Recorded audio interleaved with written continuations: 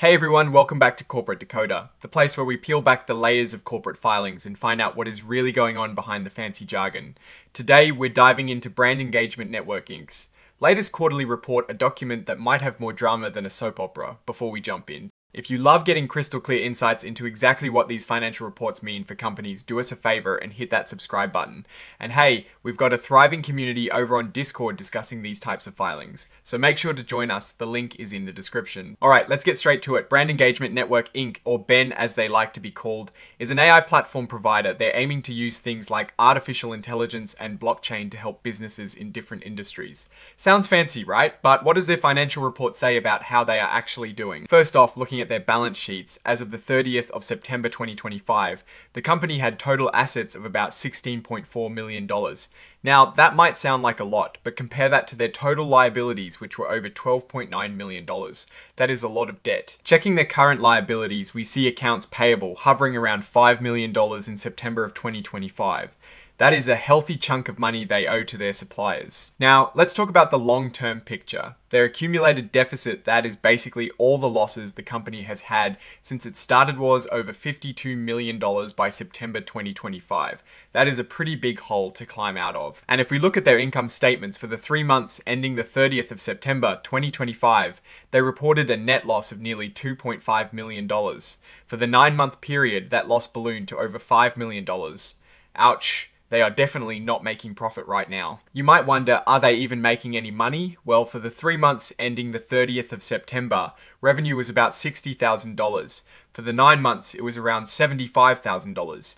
This is incredibly low for a company that claims to be an AI platform provider. It shows they are very much in the early stages, or struggling to find paying customers. When we look at their expenses, something interesting is happening with depreciation and amortization. For the 9 months ending September 2025, it jumped to over $2.8 million, a significant increase from about $1.7 million in the same period in 2024. This often points to new assets being put to use, perhaps related to their technology or infrastructure. Now, for the really spicy stuff in their financial operations, for the 9 months ending the 30th of September 2025, they reported a gain on debt extinguishment of a massive $3.6 million. This means they managed to get rid of some of their debt, likely by paying back less than they owed or through some kind of negotiation. This is a significant positive number that helped offset their operating losses, but it is not from selling products. And then there is the change in fair value of warrant liabilities. For the 9 months ending September 2025, this actually showed up as income of about $667,000.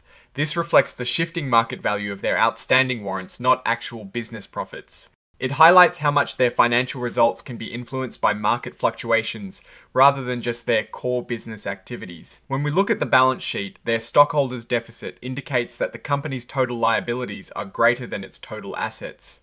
This is a strong sign of financial strain. Let's talk about cash. As of the 30th of September 2025, they only had about $102,000 in cash. The report explicitly states that they have recurring losses from operations. And the fact that we have not generated significant revenue or positive cash flows from operations raise substantial doubt about our ability to continue as a going concern.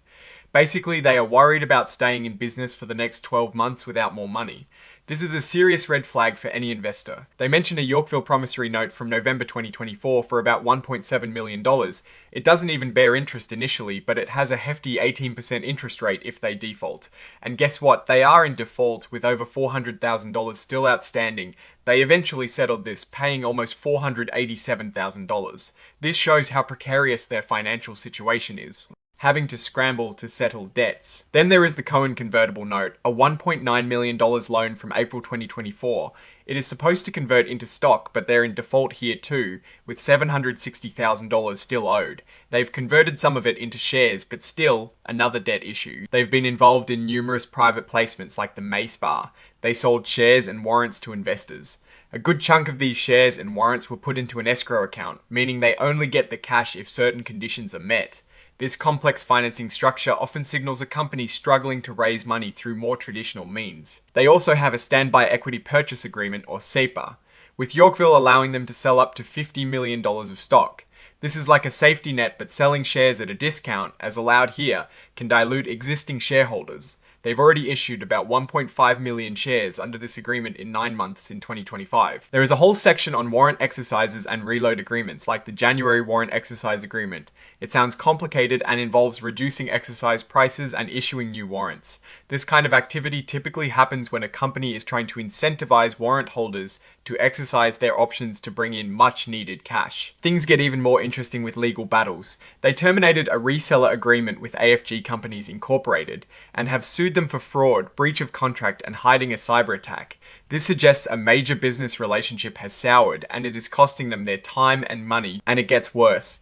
They're also suing AFG for failing to make a $6.5 million payment related to a securities purchase. They claim this has caused significant damages, including disruption of their financial planning and reputational harm. Lawsuits like these can drag on and drain company resources. Now, for a really important part of their report, internal controls. The company admits to a material weakness in their internal financial controls. This means there are serious flaws in how they track and report their finances. They specifically mention a lack of investment in accounting functions, problems with accounting for mergers and debt extinguishment, and delays in valuing equity grants. For investors, this is a big deal. It means the numbers they present might not be as reliable as they should be, and there is a higher risk of misstatements that could lead to bad decisions. They claim they are working on fixing this by hiring a chief financial officer and engaging outside experts for complex accounting issues. But the report stresses these are ongoing efforts, and there is no guarantee they will be successful. So, what is the story here? Brand Engagement Network Inc. is a company with an ambitious vision in the AI space. But its financials paint a picture of a company struggling to gain traction. They've got substantial debt, persistent losses, very little revenue, and a big glaring warning sign about their internal controls. The gains they report often come from financial maneuvers like debt extinguishment, not from selling products or services. Their survival hinges on their ability to keep securing funding, most likely through further stock sales, which can dilute existing shareholders. The legal battles with AFG also represent significant financial and operational risks. In my opinion, this company is a high risk. Speculative investment right now. They have a lot of ground to cover to prove they can actually build a sustainable business. The material weakness in financial controls is a significant concern that cannot be overlooked.